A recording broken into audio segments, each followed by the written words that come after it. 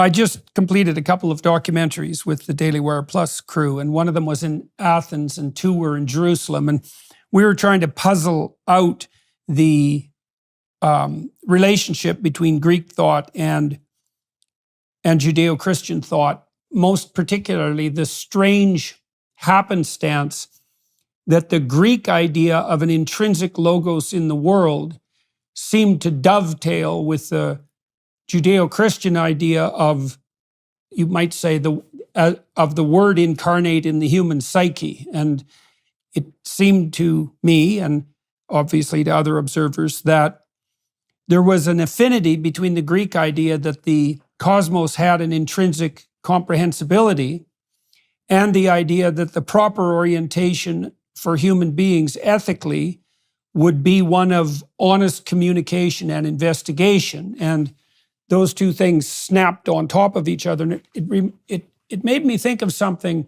that I actually learned from Richard Dawkins. And I think this is a deep idea. Dawkins wrote a very influential essay where he claimed that any organism that can function in an environment has to be a microcosm of that environment. So, for example, if you were an alien biologist and you were presented with a terrestrial bird and you took the bird apart, you could infer from the bird's structure the gravitational pull of the earth, the density of the atmosphere, the chemical composition of the atmosphere, the electromagnetic frequency that the sunlight was, what would you say, most at what electromagnetic frequencies the sun's light was most amenable to vision, etc. You could derive a model of the environment from the physiology of the organism. Now, I know that there were medieval ideas that were deep in Christianity, that the human soul was a microcosm of the cosmos, right? That it reflected the structure of reality itself. And I've been thinking about this in terms of how the world might be best conceptualized. So there's a mix of ideas here. And if an organism has to be a microcosm of the cosmos in order to function, and we are a microcosm in that regard, and we are a personality that runs on a narrative, which we seem to be, then in what way is it reasonable to claim that the cosmos itself is best conceptualized as something that can be entered into relationship with personality to personality, and that that's not the most fundamental reflection of reality? I mean, it seems to me that that's where Dawkins' thought eventually points, if his proclamation that an organism has to be a microcosm, an accurate microcosm in order to survive, is accurate. So now that dovetails with the idea that the logos as a personality, so that would be the Judeo-Christian concept, can investigate the logos of the universe, and that those things dovetail. So now, I know that's a complicated mishmash of ideas, but I'm interested in your thoughts on that. Well, I think there's a lot in that, actually. And I recall listening to you give a very interesting lecture on Genesis 1. And when you came to the statement that human beings are made in the image of God, you paused and you pointed out that this was the cornerstone of our civilization.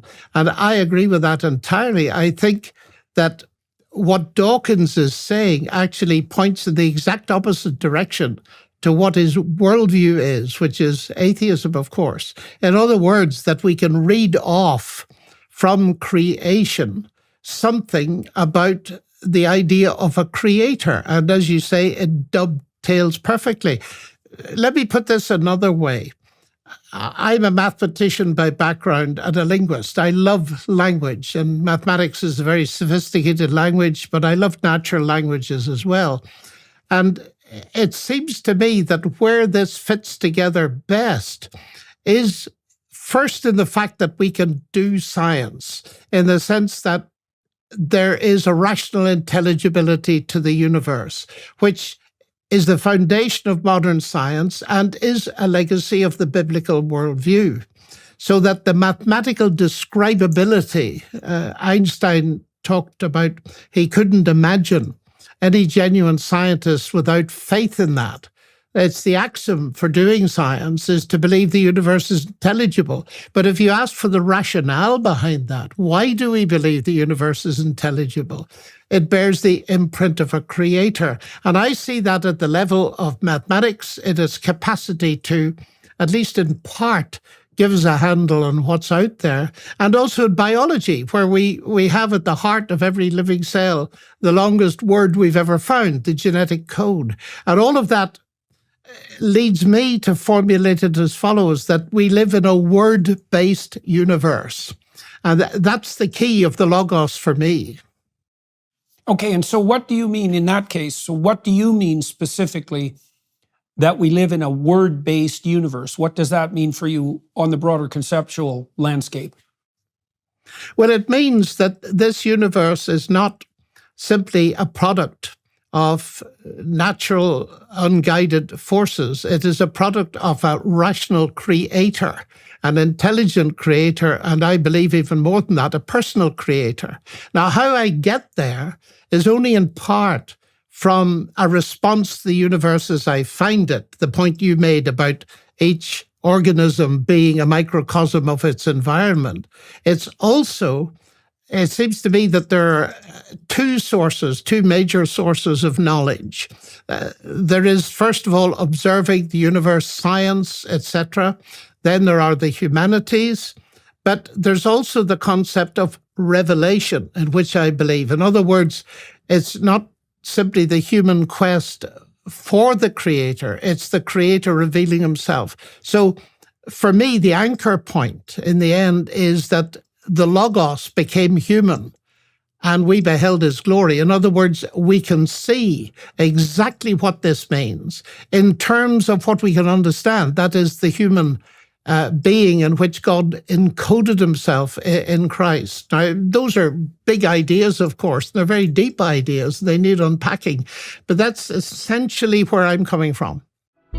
You know why life feels so chaotic and meaningless for so many people? It's because we refuse to confront the real vices within ourselves. Pride, anger, lust, envy, greed. These aren't just bad habits, they're deep-rooted sins that create genuine suffering and inner chaos. That's why this month's St. Michael the Archangel Challenge on Hallow matters. It's a 40-day commitment to spiritual warfare, not comfortable self-improvement, but real confrontation with what's darkest in yourself through daily prayer, fasting, and sacrifice. This isn't about surface-level behavior modification, it's about going to war against disorder within you and society. You'll walk alongside St. Francis of Assisi, one of the most radical figures in Christian history, a man who chose poverty and embraced suffering because he understood that drawing closer to God means detaching from everything that isn't him. The challenge runs from August 13th to Michaelmas on September 29th, a feast day celebrating victory of order over chaos. If you want to confront what's darkest in yourself and emerge with something redemptive, something sacred, then take up your cross, join the challenge, and walk the path. It's not easy, but it's necessary,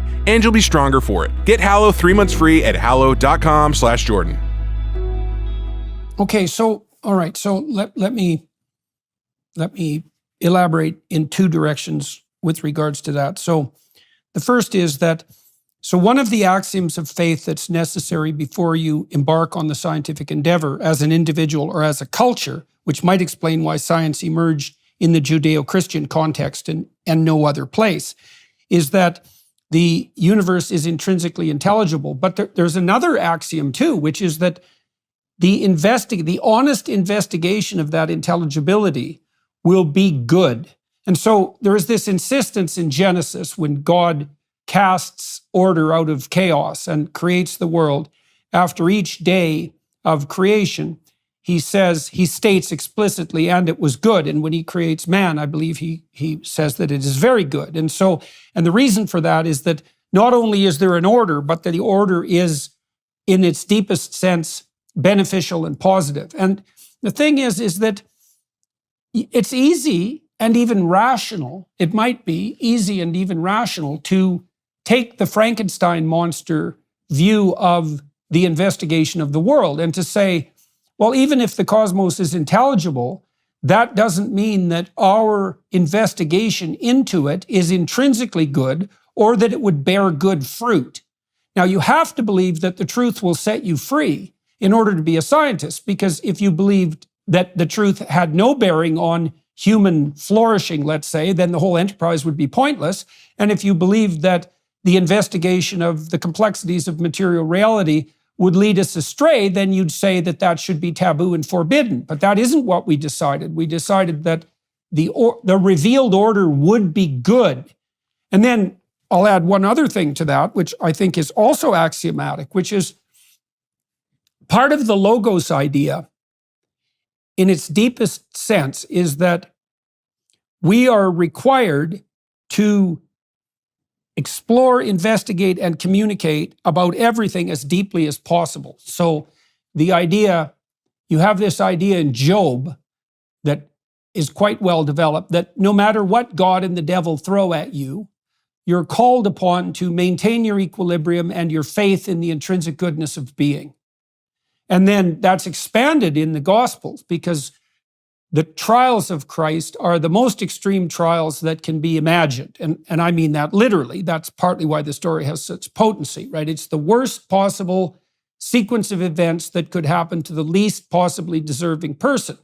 And that's an injunction to accept all of the terrible catastrophes of life full on in the supposition that doing so is the manner in which life most abundant could reveal itself. And if you're a scientist, and the real scientists are like this, and I think Dawkins in this way is a real scientist, is that you're actually committed to the truth, right? You put that above all else.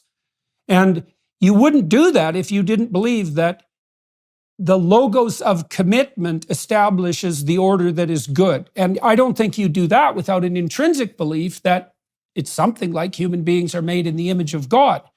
I can't see any escape from that rationale.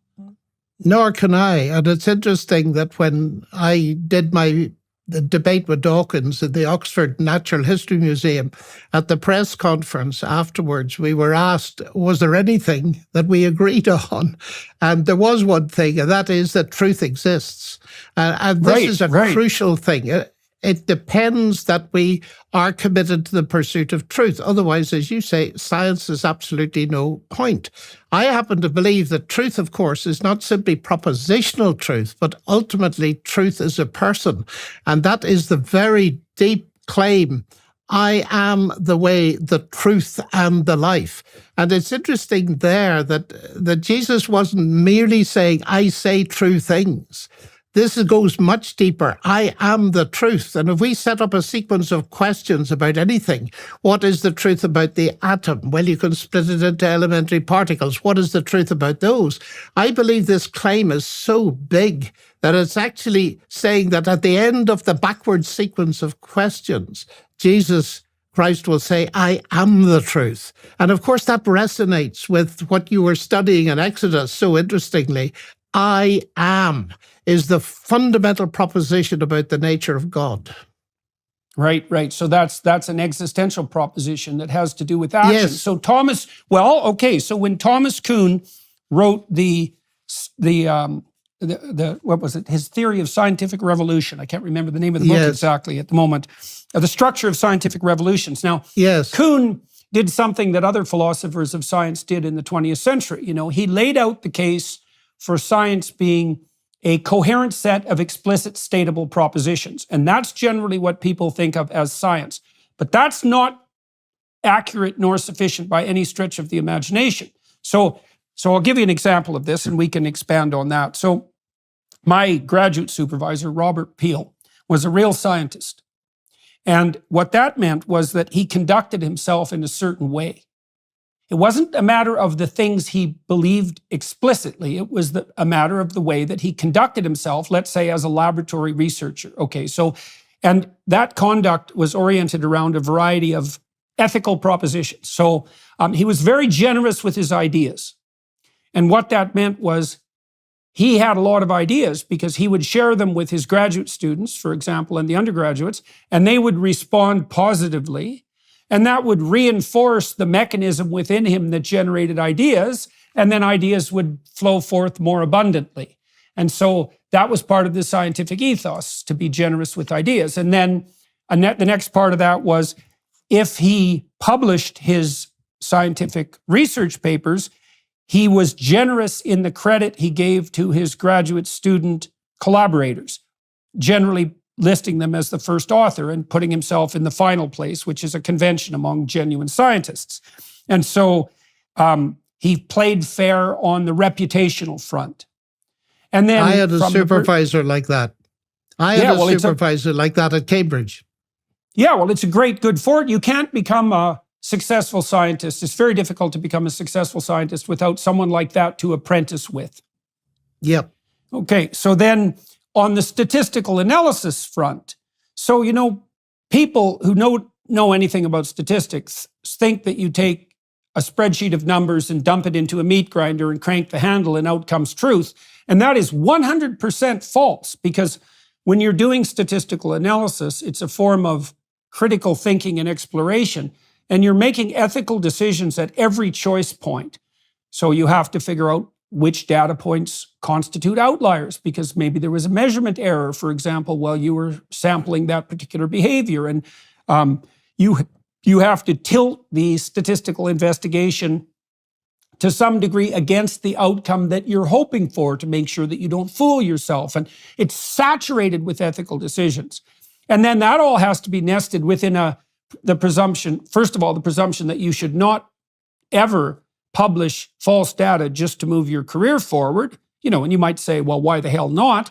And also that you are required on ethical grounds to let go of your tyrannical presuppositions if the data reveals that what you're clinging to for your own psychological reasons is wrong. And all of that's an attitude of ethical conduct and not a set of explicit statable propositions.